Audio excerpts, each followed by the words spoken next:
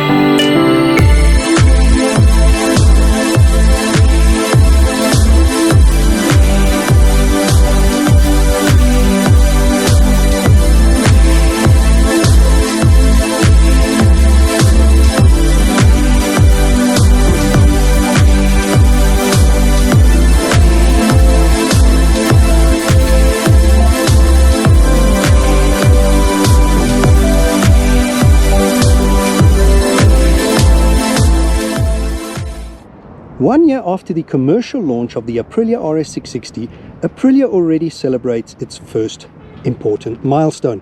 The team in Noale created a machine in the RS660 that conquered in the USA, dominating the 2021 edition of the Twins Cup. Now, this is the prestigious USA Championship dedicated to medium-sized twin cylinders. To celebrate this important milestone in the history of the RS660, Aprilia decided to launch a special edition at the EICMA 2021. Now, this limited edition has a livery inspired by the American flag and appropriately called the Stars and Stripes. And this color scheme and graphics closely resemble that of the champion Caleb de Keirel as he rode it in Vallelunga. Now, that Vallelunga race was the final round of the Aprilia RS660 trophy, and Caleb was invited to race there as the champion of USA. Now, this special livery celebrates the first important milestone for the RS660, winning the prestigious American Championship dedicated to medium-sized twin cylinders, also dominating first time out, participating in its maiden race, having a complete lockout of the podium, meaning first, second and third in its maiden race. Now, just to go through some of the achievements that the RS660 attained during the 2021 season in the USA would be 10 wins out of 13 races, a further 16 podiums, 9 second places, 7 third places and 6 pole positions. The opening race of the season, a complete lockout of the podium, first, second and third, and repeated that a few more times, such as the New Jersey race, where they achieved that lockout in both heats. Now, 5 of the 10 wins were scored by the eventual champion Caleb de Keirel, who became the Twins Cup champion of 2021. A further win came from Jody Barry, one by Corey Ventura. 2 wins were scored by Anthony Mazziotto and 1 by Tommaso Marcon, which means this bike is extremely versatile in the hands of different racers with different styles, as well as different racetracks with different demands. What do you get extra with a special edition? Alright, first of all, you get the paint. It is not white, it's sort of this pearly glitter white, really highlighting the shape of this bike, all the curves. You also get the graphics inspired by the American flag, red, white and blue. You also get the cowl for the seat at the back. Yes, you do get the pillion seat and the foot pegs at the back, so you can do 2 up or single seat. This has been assembled in the monoposto guys. Next thing you get would be the higher, taller screen for better wind protection, track and road use. Really cool, looks great. Also the badge on the tank depicting what number of the limited edition, this bike being number 840 of 1500 limited units. And then technically very much the same as the standard RS660, fully kitted out. However, you have the software built in that you can change the gearbox around from the traditional shift to the track reverse shift. So via software, you don't have to add anything or change anything. You just electronically change it to a reverse shift gearbox for track days and then back to your traditional shift for the road. And that is done electronically with the quick shifter gearbox. Now this bike brings the track experience to the road, and we have covered the RS660 specs before, but just to recap, you have in the heart of this bike, you have a 659 parallel twin cylinder liquid cooled, forward leaning parallel twin, 4-stroke double overhead cam, 4 valves per cylinder. Max horsepower on this unit is 100 horsepower, 10,500 RPM. Max torque is 67 Newton meters at 8,500 RPM. Euro 5 emission compliant. You have a 6-speed box, final drive chain. You have the quick shifter and the software unique to this bike to switch it to a reverse shifter. Brakes, you have your Brembos 4-piston calipers with 320mm rotors, 2 up front. You have your Brembo 2-piston caliper at the back with a 220mm. Wheels and tires, you have 17-inch front and rear shod with a 120 and a 180. Your seat height is an 815mm. Your tank capacity is 15 liters, and as you can see, the tank is quite short, not too long, not too far raked forward, and the dry and wet weight is quite a low dry weight of 169, wet weight of 183. So power to weight ratio with 100 horsepower gives you a good power to weight ratio, and that's why they bring the track experience to the road for you on this bike. And it looks so cool in this monoposto guys with a seat cowl at the back. The higher screen looks very track focused. I really love the exhaust at the bottom, gives it a low center of gravity, also keeps the back of this bike really clean, and this pearl color really enhances every nuance of that tank and the front fairing. You see the shape really well on this bike. Now, before we take up the privilege of going for a ride on this bike, as the owner has kindly allowed me to, just quickly recapping, the electronic suite is the APRC, the ATC, the AEWB.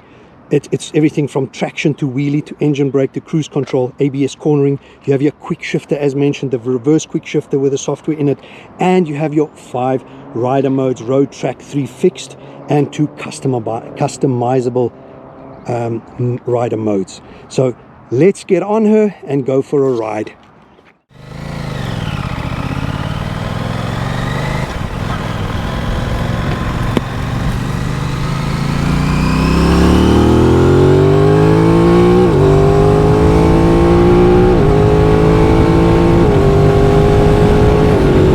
Stunning sound as well as smooth quick shifter.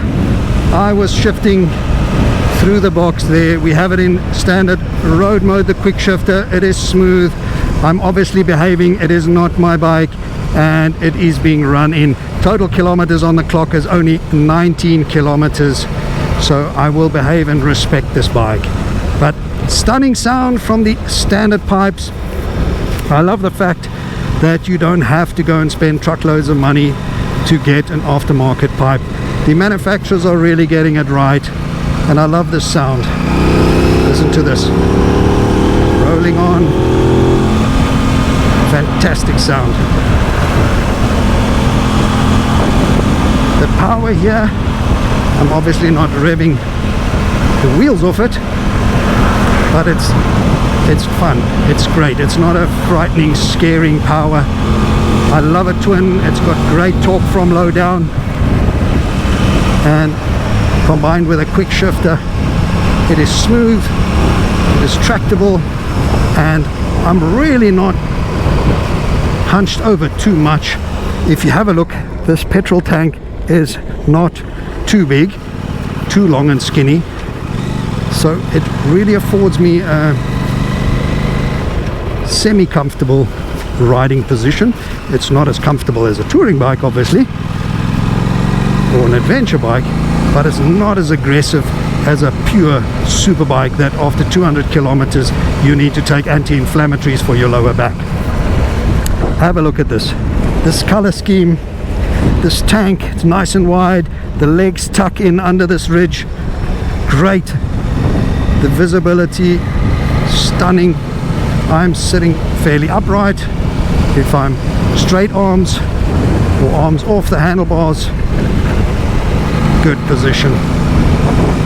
The dashboard is the smaller one, very familiar from the RS660 and the 660 Tournos.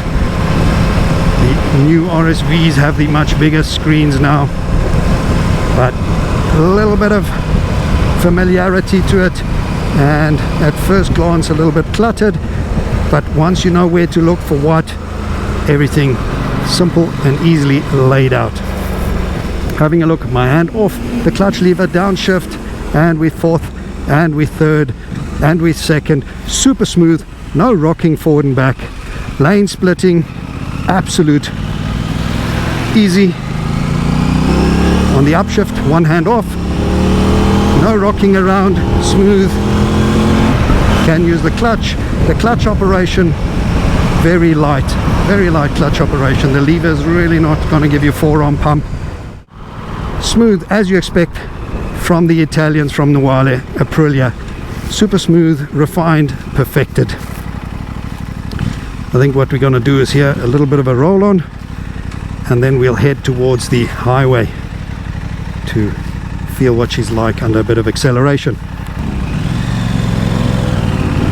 Rolling on, quick shift, second, third, fourth, fifth, sixth, effortless, really effortless, smooth.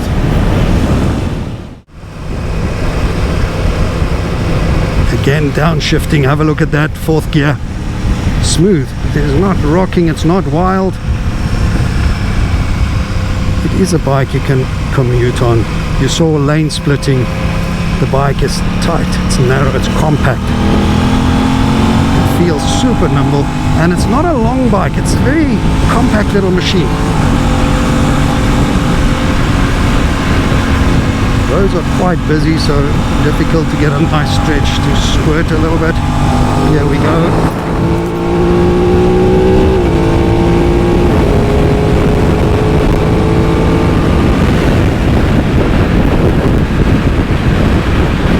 Great sounding pipes, power, it's decent, it's healthy, but it's not going to scare you.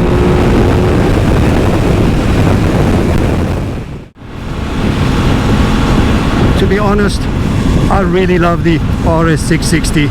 I've enjoyed it in Cape Town, taking it for a ride there. Such a lot of fun, this bike.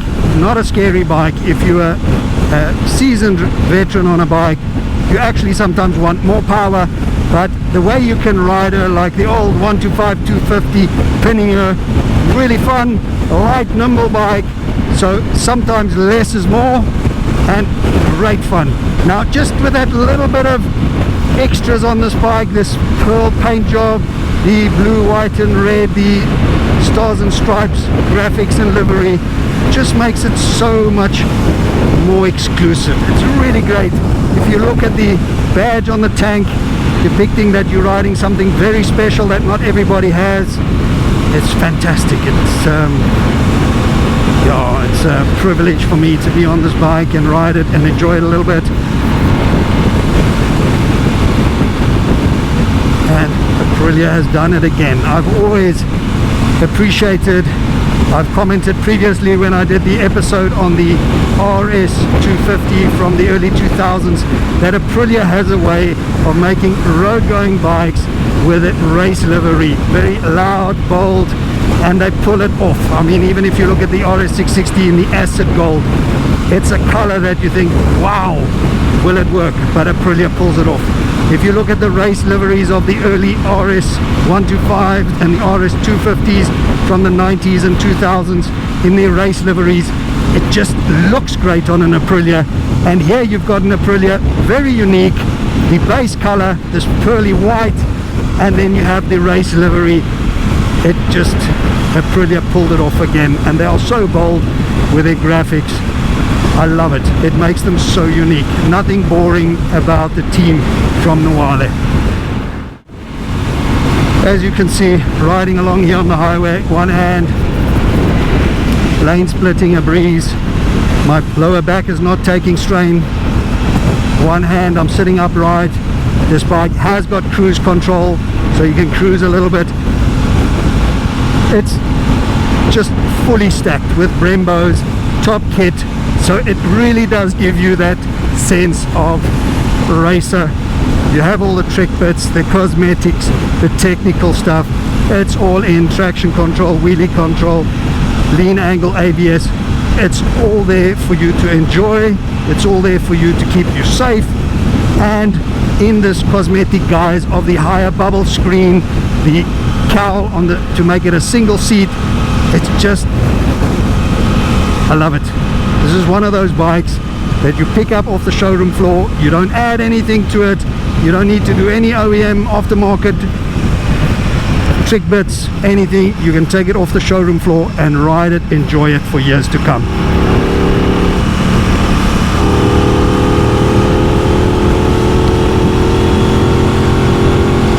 And one of the most stunning things for me is that, once again, on a bike like this, you're riding something that you will struggle to find someone else on. It's not like you're going to pull up at a breakfast run and 5 other guys are pulling up on the same bike as you have. You have something unique and you stand out. Be different. This clutch is smooth and soft. Everything really works. The brakes are very strong, progressive. Actually surprised me here, the sound. Oh wow, what is not to like on a bike like this? Have a look at this. Traffic, no sweat on a bike like this.